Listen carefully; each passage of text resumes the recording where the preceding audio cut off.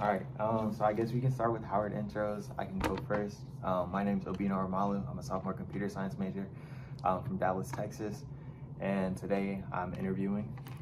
Hi, my name is Alyssa Elliott. I am a sophomore in political science and legal communications double major, aiming to minor in hip-hop studies and African American studies from Reading, Pennsylvania. Okay, nice. And Alyssa, you recently started making music and like putting it out. So how has that experience been so far, would you say? The process of making music is really exciting. Looking for beats or making beats, curating the songs and the titles and the lyrics. However, the marketing strategies have changed, so it's a learning process. I'm learning as I go with how to be my own promoter, but also my own performer for myself. And yes, it's a learning process and exciting at the same time. And like, what platforms have you used to like, I guess like make the music that you have? I use BandLab to do my audio and mix the instrumentals. Yeah, that's it. That's all. Okay. Yeah. And then I guess in the process, so you now have like music on Spotify as well, right? So how has the process been like trying to get your music onto like digital stores?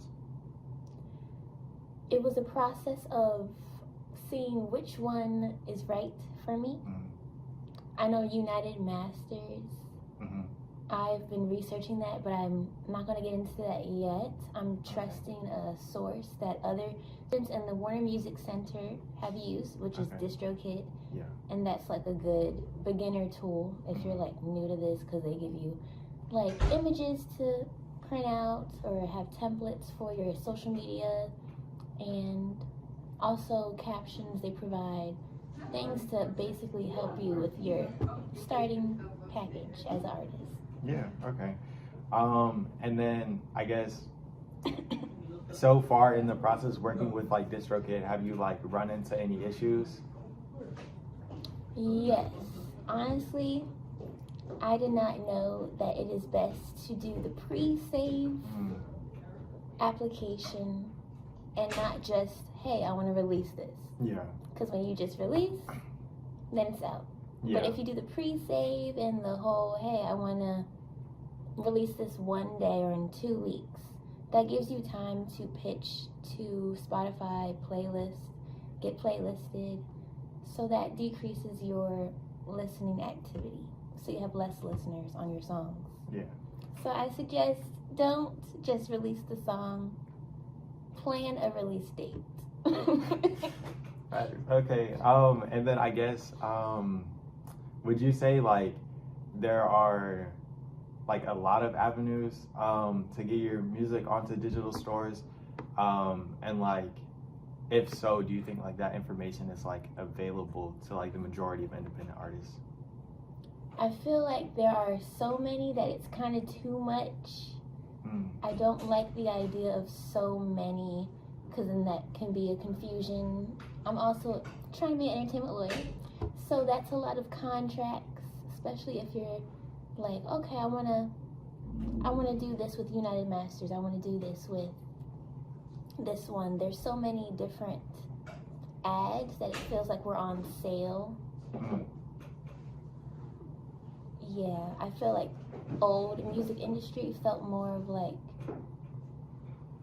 yes, they kind of did that too, but you knew that they all had the same formula and format. Sony, Atlantic, Rock Nation, Rockefeller, Def Jam, they would all have a contract. Yeah. And you'd be like, okay, that's different than this. But all of these new ways are just like, it feels like an advertisement. They change their contract every month. Yeah. Yeah, it's like, oh, so 2 months ago, it's 50% off. Yeah. But last month it changed, and now I can release 3 songs for like only $30. Yeah. So it just feels like I'm a deal. Yeah. And do you feel like that sort of like their ability to like flip flop, you know, on like terms of services and things like that, like obviously that can be harmful for artists in like a numerous amount of ways. But like, do you feel like there's any steps like independent artists can take to like, I guess, deal with that per se, or like the repercussions that it comes with? Honestly, I do not know. But I feel like independent artists, we need to be signed. Okay. Like, I love the idea of this all, independent artists became a thing because it was like, back in the day, record companies aren't doing this, or they're putting me on the shelf. They're shelving my music, they're not releasing it. Yeah. Or, oh, I'm not going on tour. Oh, you want me to be in a group first? All these things, trying to control your artistry. But now, there's just no medium. That was bad. Yeah. Now we're independent artists. But now we're in control. But now, since they got rid of artist development, we have to make our own content. Yeah. I have to make my own reels. I have to see, okay, TikTok likes this, Instagram likes only one post a week. I have to have an aesthetic. Oh, this is working. I have to have a color. Okay, they like purple. It's just too much. And I feel like there just needs to be a new form. Yeah. So you feel like there should be like a better balance in terms of ownership, I guess. So like not so much and how like it was with labels originally, where they would take like an 80% ownership, you know, of your catalog, and like if you wanted to release something but they felt like it, you know, didn't align with the image that they had, then you would be able to, you know, not necessarily that, but you also feel like the landscape that we're in right now is kind of like too much, you know, like curating on your end of the side, and you would prefer, yes, like back then it was like, okay, so you have an interview in the morning, but now it's like, oh, I have an interview, I have to also schedule my own interview next week. Like, they held on too much, and now they're literally just letting go. So it's like, where's the middle?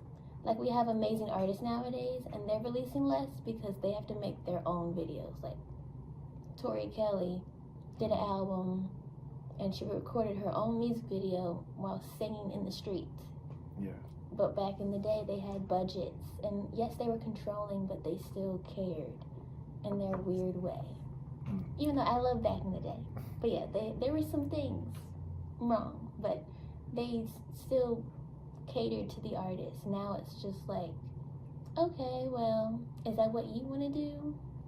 But the artist doesn't know. They don't have the business mindset. They're more the creative. But if you let them have the business tools, then of course they're not going to be successful, because you think that they know marketing tactics, but before you had a marketing team to do that for them. So I guess Cough, cough. Okay, so you feel like primarily like the way that things work right now injures like mostly like artists that are like passion first, like they don't have necessarily knowledge of like the music industry going into things, and like how they necessarily need to curate their image to like reach the audience that they want to. Yeah, it injures them, like primarily you were saying. Yes, and also sometimes people tend to focus more on the content that they forget their music. So then they'll be like, okay, so we'll use this chorus for the video. Yeah. So they're so focused on the content. They're like, okay, this is going to be the line that makes the streams go up on TikTok. Yeah. So they're so focused, they're like, okay, the chorus. But they're forgetting the verse. So that's why the verse is like 4 words. Yeah. But the chorus is like something that sticks. And you're just like, okay, because they know that's the sound that the listener is going to use on those 15 seconds to make a dance to. So do you feel like, I guess, kind of like the way that operates, like, since like, like mainly to advertise yourself now, in the streaming era, like social media is like the primary, you know, tool that people use, like, I guess like one of the terms people use is like the TikTokification of music, right? Yeah. So do you feel like that's kind of like injured or like degraded the quality of music, or even like the quality of music that you're able to make? Yes. I feel like it did that to the music industry as a whole. Now it's just like, okay, yeah, it's on our phone, but like now it's just individual. Like, this is what I like. oh, that's what you like. But before it was like, oh, 106 in Park, TRL. Mm-hmm. Oh, we're all a family or a group of friends who are watching this. Oh, they're showing us what's coming out. It just felt more. I know people like the idea of choosing what they want, but even back then it was like you choose what you want. 106 in Park had R&B. You can turn on TRL for pop. We had Britney Spears at like 5 o'clock, and you had Bow Wow coming on at 6 on BET. So you can still have diversity, but still like have it curated for you. Mm-hmm. And also artists tend to only like shape their music around TikTok nowadays. Yeah. And it's also just so annoying because that's how they also find old music. Like the resurfacing of finding Janet Jackson's new like song. Mm-hmm. It's just annoying because it's like I feel like people are following trends and not what they like. But yeah. Has that shown up in like your own experience making music? Like, have you felt the pressure to like TikTokify your music, like in your own experience? Honestly, every day. Mm. Because I can sing. Yeah. Like I can sing, but then I see from nowadays that if you sing, then that can be not noticeable. Mm. So that's why I hear artists like, this is not a singing example, but this is a rapper example. When Sweetie made Nani, people in the comments were like, why did you make that horrible song? And then Sweetie said, well, I'll make good music when you guys start liking good music again. And then I was like, that's true. I thought Sweetie just turned into a bad rapper. Because I used to love rap. I used to love Sweetie. I still do. But like, I was like, oh, so she's playing the game. She made Nani that was basically just 10 words. Yeah. The whole chorus. Because she knows that people want simple songs. So she's saying, I'll make good music when you guys want good music. So that's how I feel sometimes. I'm like, I won't sing too hard. I won't do too many runs. Or I'll make it simple to like catch people's attention first. Yeah. So I guess, then would you also say that because in a certain way, like there is more democratization in how like in the type of music that you're able to like find, like if you're looking for like rapidy rap, right? Like you can find that and you can sort of build your algorithm around that. And if you're looking for like a certain aspect of R&B, you know, you can kind of find those lanes, right? So do you feel like the increase in the democratization of music, like do you feel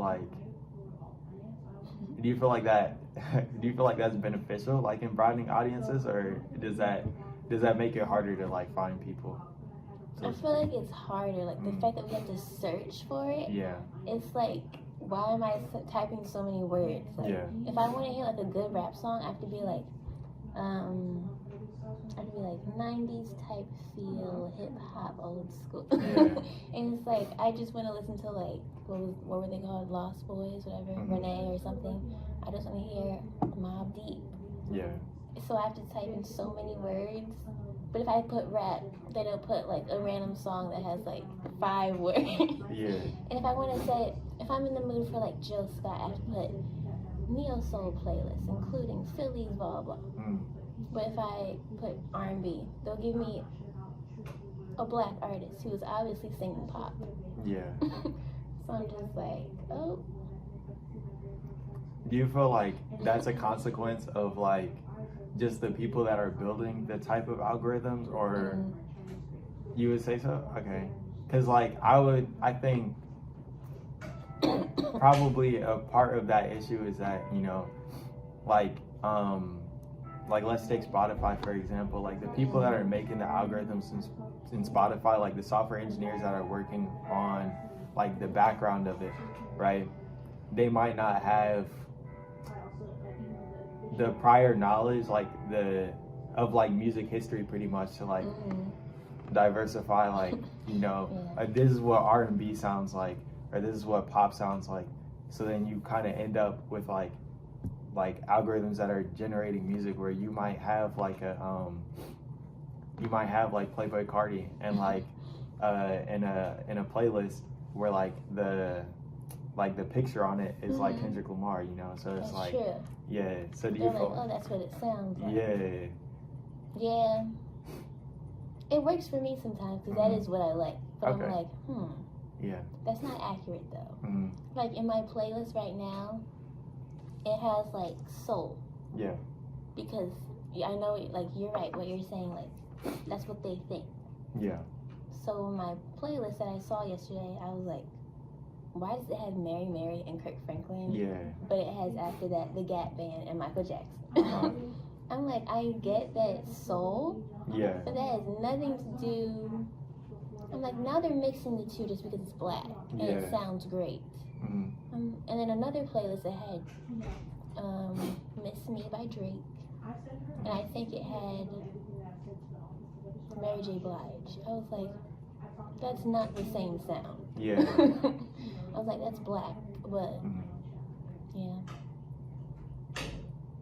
So you feel like the onus is still very much like on the audience to select like the type of music that they want to listen to. Yeah. Yeah. I forgot what I was gonna say. Oh, that was good. I just feel like no. Okay. So like if we have to search for it. Yeah. That's no wait. Okay. Okay. No, I was like, what was your last point? I was talking about like the onus like being on the audience to like find the music that they want because like the algorithms aren't very reliable and like giving them like music that's properly categorized. Yes. Okay. I also wanted to touch on like how it's kind of just like the whole Janet thing. I love Janet, and I think that's bothering me. Yeah. Because that, what's it called? Someone to Call My Love or whatever. That's trending right now, and that bothers me because it's like it's been out since like 2004. Yeah. Like I'm 20. It's been 21 years. Yeah. So I just feel like now people on TikTok are like, this is such a great song. And it's just like, it's been out. I feel like now music nowadays is just like, it's on TikTok, it's a hit. No, like, It's no. been a hit. Yeah. And like, Chicago by Michael Jackson, that was trending. Yeah. But then when I talk to people from back home, and I'm like, so one of my friends, she was playing music. Yeah. And she played that. And I was like, oh, okay. I named other Michael Jackson songs. And she was like, don't know what that is. I was like, what? Yeah. I'm just like, don't let TikTok be your source. Like, you shouldn't just know. Yeah. Also, remember that Mariah Carey? It was like, if it's love, you should not only know Mariah Carey from that and All I Want for Christmas. Like, don't let TikTok be your source of music. But yeah, that's it. My little rant. All right, and I think that wraps up all the questions I had. Thank you for coming on. It was a great interview. I think we got a lot of good questions out of that. And yeah, thank you. Yay!